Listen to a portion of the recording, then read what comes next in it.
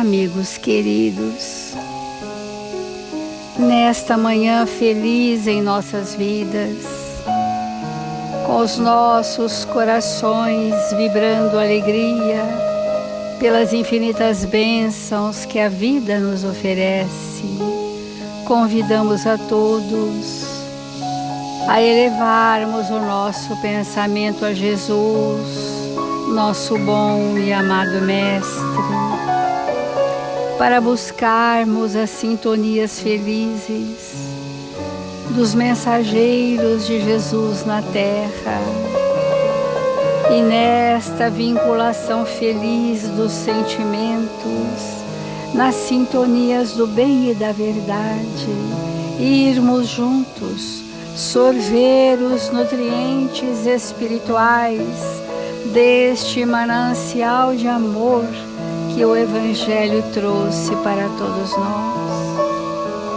Aqui estamos, Senhor, cansados de errar, exaustos das escolhas enganosas, de peregrinarmos por um longo tempo nas escuridões de nós mesmos, de transitarmos por atalhos que não nos levaram a lugar algum.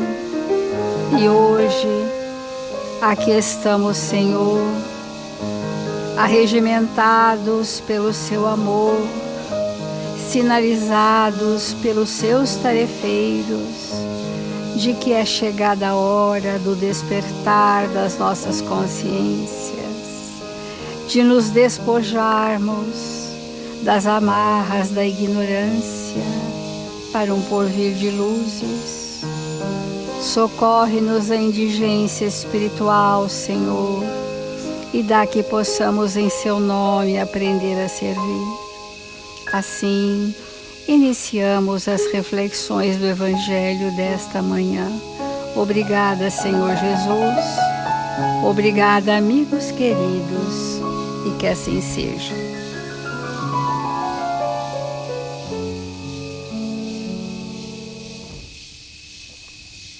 Nós estamos iniciando hoje um novo capítulo do Evangelho, o capítulo 7, Bem-aventurados os pobres de espírito. E este capítulo se inicia trazendo para nós o entendimento do que seja pobres de espírito. O que é preciso entender por pobres de espírito? Bem-aventurados os pobres de espírito, porque deles é o reino dos céus. Mateus capítulo 5, versículo 3. A incredulidade se divertiu com essa máxima. Bem-aventurados os pobres de espírito, como com outras coisas, sem as compreender. Por pobres de espírito, Jesus não entende os homens desprovidos de inteligência, mas os humildes. Ele disse que o reino dos céus é deles e não dos orgulhosos. Então, a primeira associação que nós fazemos com pobres é com a ausência da inteligência. Isso é o primeiro equívoco. Que Jesus veio nos dizer que pobres de espírito não são os homens desprovidos de inteligência. Aliás, a inteligência associada a valores morais é que dão ao espírito a característica de saber o seu tamanho real como espírito, a sua dimensão real como ser espiritual. Então, os homens de ciência e de espírito, segundo o mundo, têm geralmente tão alta consideração de si mesmos e de sua superioridade que olham as coisas divinas como indignas de sua atenção. Então, a soberba, a arrogância, a prepotência, a extremada expressão do orgulho é um fator de cegueira. O espírito fica cego para a realidade do espírito estando tão somente na realidade da matéria, acreditam que cargos, posições, poder aquisitivo, conhecimentos intelectuais sejam alguma diferença para o processo evolutivo do espírito. Eles têm essa crença e vivem nesta crença. Então, as coisas divinas que requerem a postura da humildade, do servir, do entregar-se, do sacrificar os seus interesses pessoais, da abnegação e do devotamento, são coisas desprezíveis, porque fere a patologia desse espírito no que se refere aos valores, né? Em que crenças estão estagiando. Essa tendência de se crer acima de tudo não os leva, então, muito frequentemente, a negar o que, estando-lhes acima, poderia rebaixá-los. Porque se essa crença materialista admitir que existe algo acima de si, já seria um bom começo. Mas como admitir alguém acima de mim? Do meu conhecimento, da minha inteligência, da minha capacidade, da hierarquia onde estou estagiando, do poder que eu usufruo. Que isso é uma grave patologia da humanidade, a grande enfermidade moral que avassala o nosso planeta hoje. E, portanto, poderia rebaixá-los e a negar mesmo a divindade, ou se consentem em admiti-la, contestam-lhe um dos seus mais belos atributos, sua ação providencial sobre as coisas desse mundo. Então, é uma sucessão de interpretações equivocadas que gerou a incredulidade, porque nós estamos dizendo que a incredulidade é um estado de cegueira do espírito para a grandeza das leis divinas. Então, são esses espíritos que pensam ser os seus pensamentos leis mais apropriadas do que as leis de Deus, às quais pensam não se submeter. Pensam, mas se submetem. Porque o espírito, quanto mais imperfeito, mais regido pelas leis, mais as vinculações provacionais se fazem dadas às nossas imperfeições. Então o espírito pensa não ter nenhuma hierarquia acima de si, mas as leis divinas agem sobre nós, nos conduzindo para que não nos percamos tanto assim. Nós estamos só nos aquecendo nesse tema e estamos trazendo aqui do livro Evangelho segundo Mateus de Emmanuel algumas questões. Antes disso, eu vou falar do Consolador, que é a pergunta 313.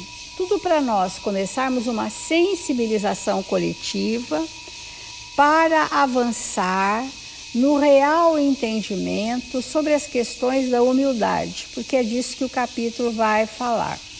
Mas nós temos que ter bastante argumentos para entrarmos nessa questão.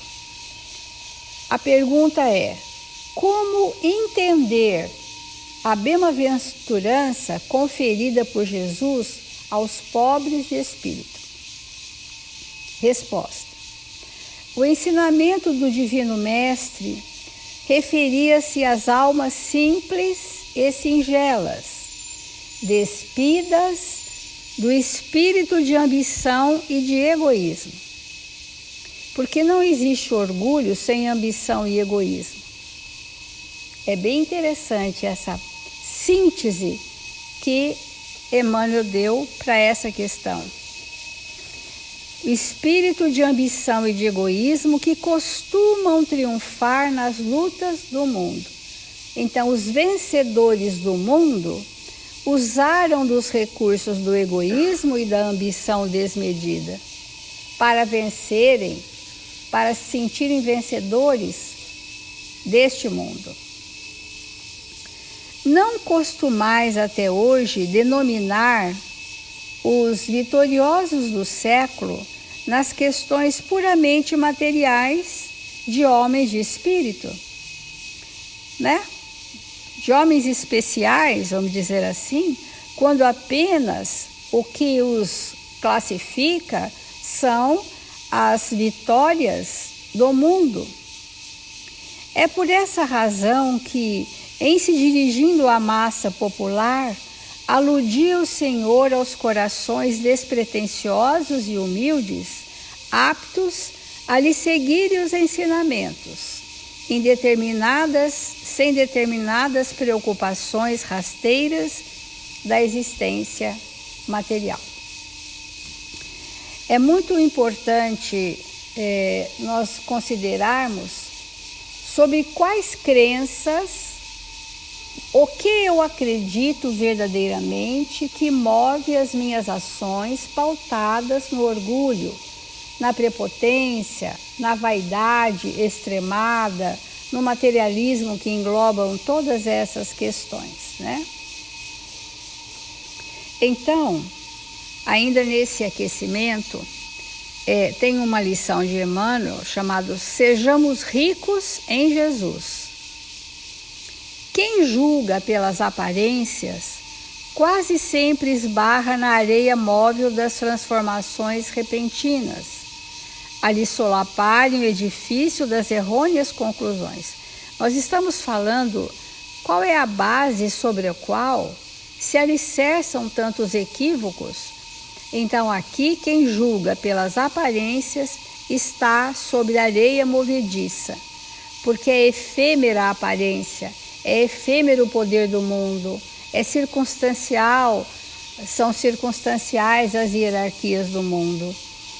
E a ilusão do poder predomina no pensamento desses espíritos, e este poder revela o estado de imaturidade evolutiva. Por isso que Jesus, quando disse bem-aventurados os pobres de espírito, ele não quis dizer os desprovidos de valores, de inteligência, de capacidade, de prontidão para servir.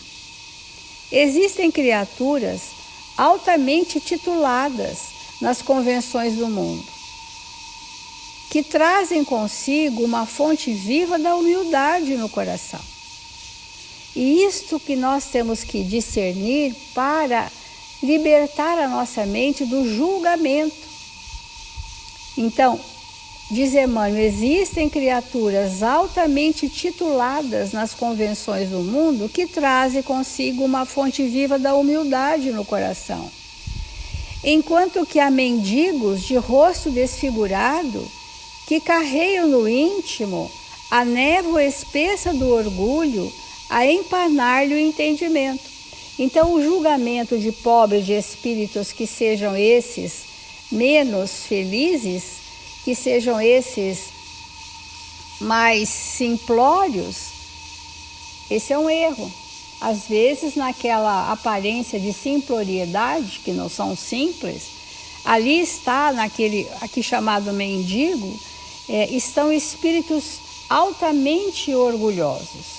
E existem espíritos altamente titulados nas convenções do mundo que trazem a fonte viva da humildade no coração. Há ricos que são maravilhosamente pobres de avareza, e encontramos pobres lamentavelmente ricos de solinice.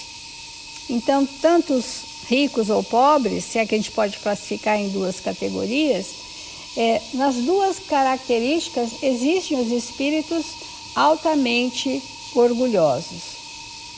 Somos defrontados em toda parte por grandes almas que se fazem humildes, a serviço do Senhor, na pessoa do próximo, e frequentemente surpreendemos espíritos rasteiros envergando túnicas de vaidade e dominação. Nós vemos que, infelizmente, muitas pessoas que hoje estão na liderança dos poderes do mundo são espíritos ainda com essas características de dominação, de ignorância, de subjugação de consciências, né?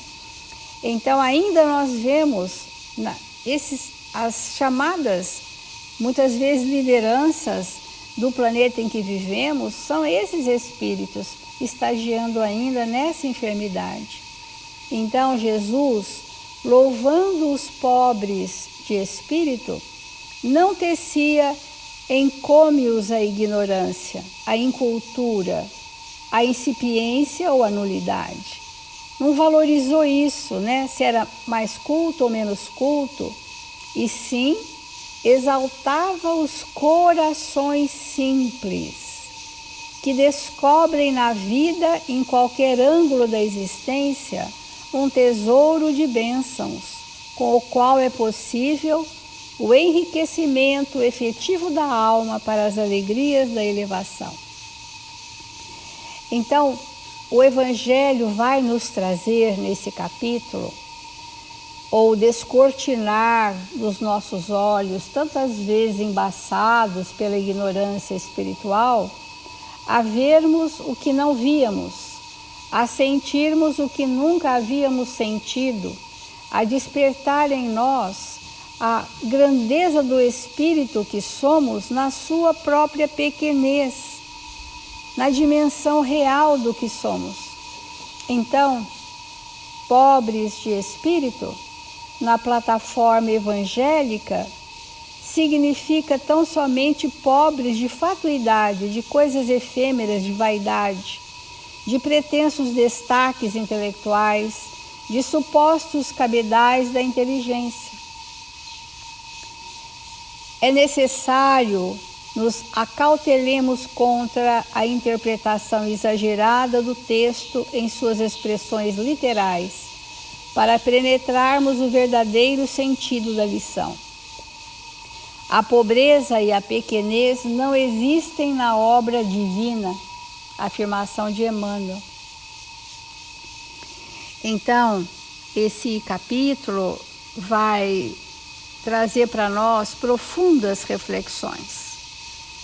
E também essas reflexões podem gerar o discernimento que nós interpretamos a realidade do mundo com os recursos que nos são próprios, como filtros. Ora, se nós somos materialistas e essas hierarquias do mundo são crenças, é assim que eu interpreto o próximo. Quando ruírem essas cascas, essas camadas densas, que ainda estão atreladas em nós, o que veremos no outro é expressão do amor de Deus e não a nossa falha de percepção da realidade. Então nós estamos nos aquecendo para desenvolver esse capítulo.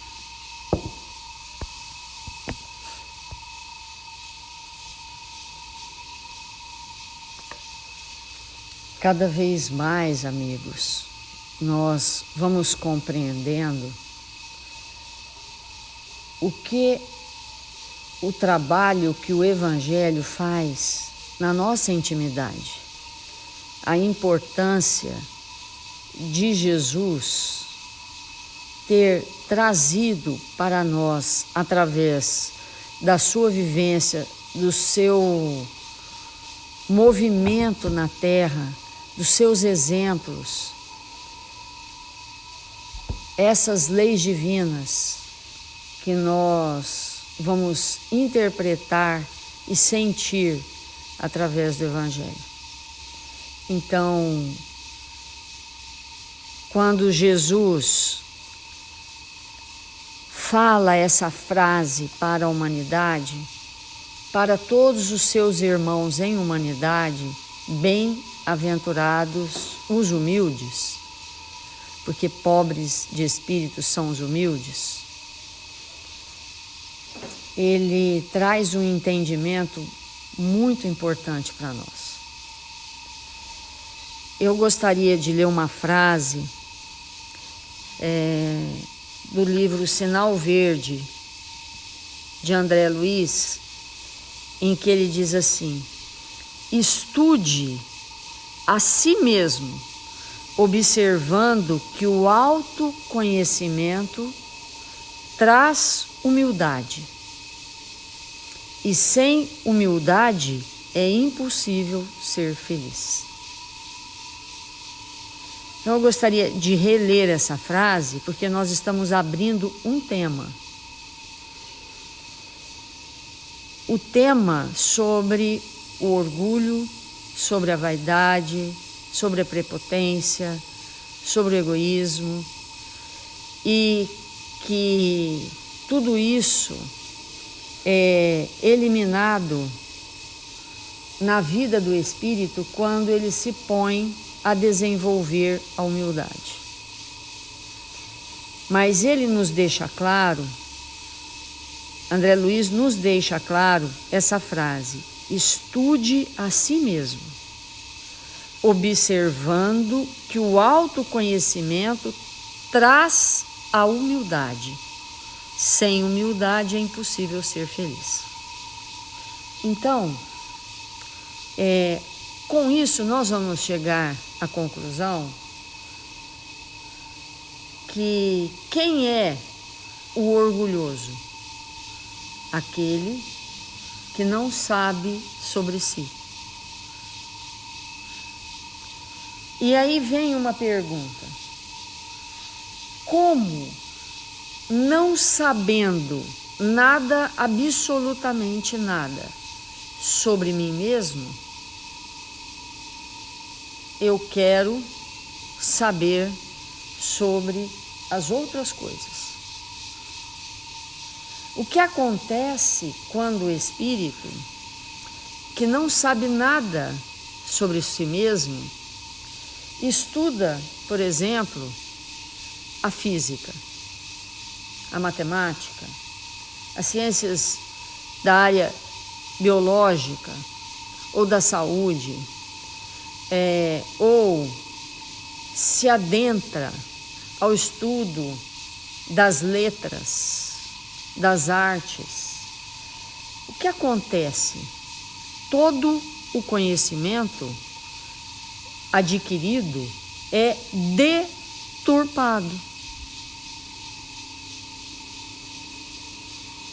E acaba para ele mesmo fazendo muito mais mal do que bem. Então, é muito importante esse tema. Por quê? Porque ao final desse estudo, nós vamos precisar ter um entendimento do quanto o espírito vai avançar se ele entender que não adianta ele se tornar especialista na ciência do mundo sem compreender a ciência dele mesmo.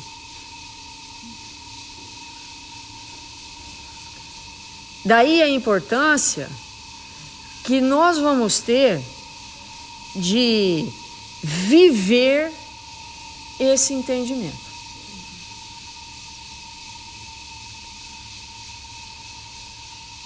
Daí a importância de nós compreendermos por que necessitamos tanto estudar o espírito que somos.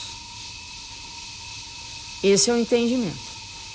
Agora, algo muito importante, é assim: em que circunstância, de uma maneira geral, o orgulho se manifesta? Todas as vezes que eu me relaciono com alguém.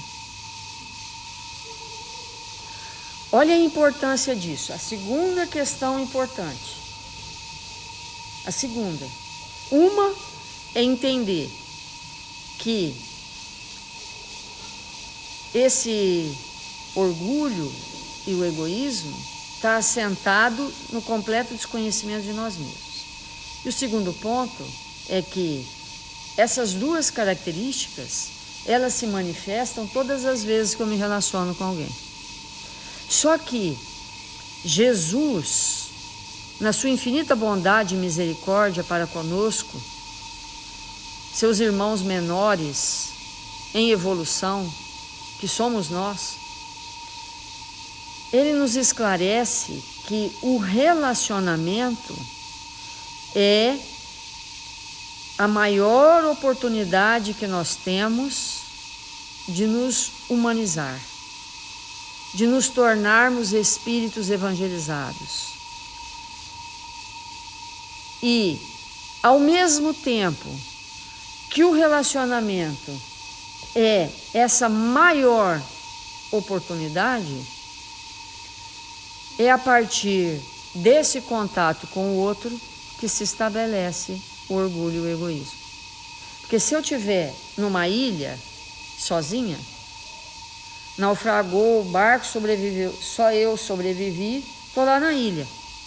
Como eu vou ser orgulhosa? Como que eu vou ser egoísta? Porque isso só acontece quando alguém aparece.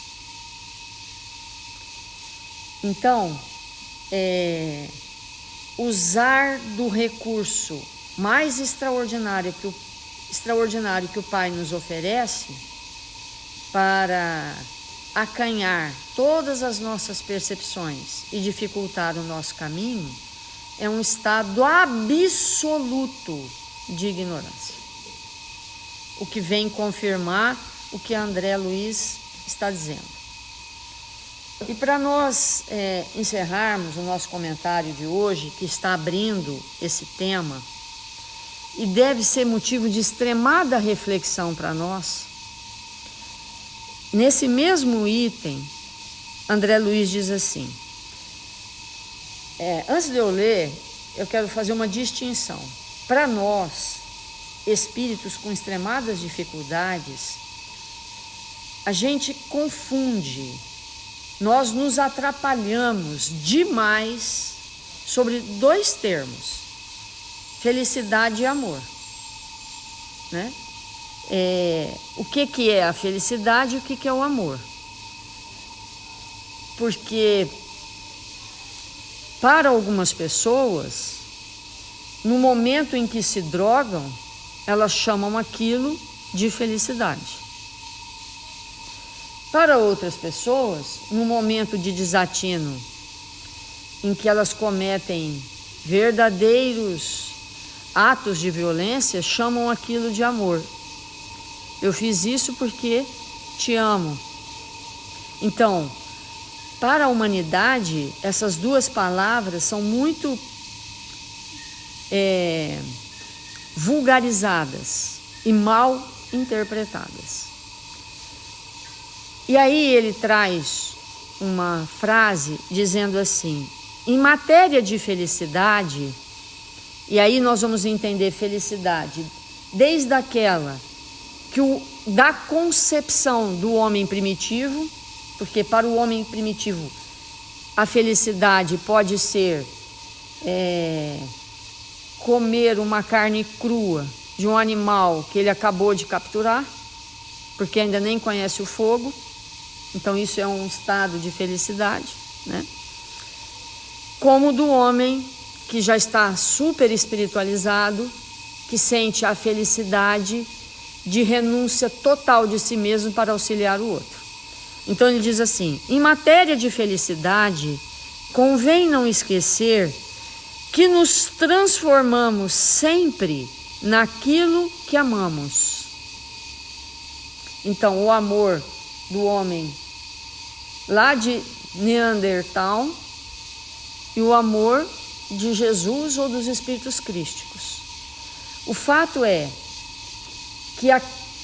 que nós chamamos de felicidade aquilo que nos transformamos pelo sentido do amor. Então, há espíritos que se sentem felizes por amar a violência e se tornam violentos. Porque ele está dizendo que a felicidade é aquilo que vem a partir do que amamos. Então o espírito, quando ele tem um pensamento característico de explorar o outro, porque ele se sente superior, o pensamento dele, quando ele encontra o outro, o pensamento característico dele é explorar o outro. Então, quando ele encontra o outro significa para ele uma possibilidade de felicidade, porque ele ama a exploração. Amando a exploração, se torna um explorador.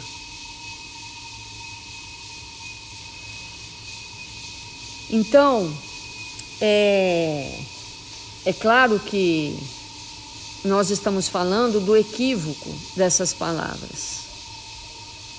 Então, dependendo do tipo de relacionamento que eu estabeleço com o outro, eu instalo na minha intimidade o orgulho e o egoísmo. E como que nós vamos nos curar disso? Observando, reconhecendo amplamente a forma que nos interagimos uns com os outros. Porque a origem disso está aí. Como eu vejo o outro.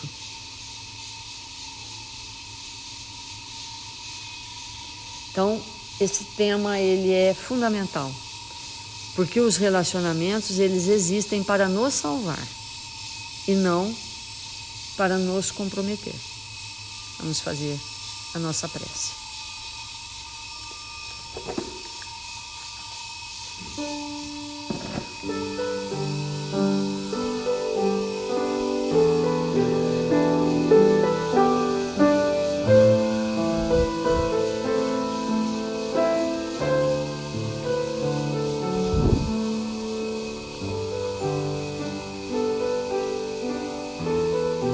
Senhor Jesus, divino amigo das nossas vidas, nesta hora abençoada do nosso dia, que nos encontramos em Seu nome, rogamos que o Senhor nos envolva com Suas vibrações luminosas, com todo o Seu amor. Rogamos, Mestre, que possamos nesta existência nos tornar espíritos lúcidos, possamos olhar para nós mesmos, possamos, Senhor, observar as nossas inadequações, as nossas dificuldades íntimas, o quanto somos indivíduos que comprometemos o ambiente que nos encontramos. Quando somos esses desconhecidos de nós mesmos. E é nesta manhã gloriosa da nossa vida, Senhor, que rogamos ao Seu coração amantíssimo que tome as nossas mãos e nos auxilie nessa percepção de nós mesmos, para que possamos nos tornar espíritos ricos de bondade, de compreensão, de dedicação ao bem. Nesta manhã gloriosa, rogamos ao Seu coração, Jesus, que possa verter o Seu olhar para os nossos irmãos em humanidade, necessitados de amparo, de luz, das claridades espirituais, que eles possam chegar em ambientes acolhedores, e encontrar com espíritos que lhes falem ao coração, que despertem o desejo de espiritualizar a existência. Rogamos nesta hora, Senhor, que estes amigos que nos cercam possam ir até os irmãos que se encontram registrados nos cadernos de vibração da nossa casa e socorrê-los, ampará-los, para que eles possam recuperar a saúde, a alegria, possam, Senhor, encontrar com estes irmãos e se restabelecerem. E nós outros, Mestre, que nos encontramos neste ambiente em prece, neste ambiente íntimo, Senhor, queremos te agradecer por nos encontrarmos no Brasil, por sermos convocados pelo seu amor a contribuir com a pátria do Evangelho, que sejamos espíritos dedicados, afeitos ao bem e à verdade, onde quer que nos encontremos. Que o Senhor nos abençoe e nos fortaleça, agora e sempre, que assim seja.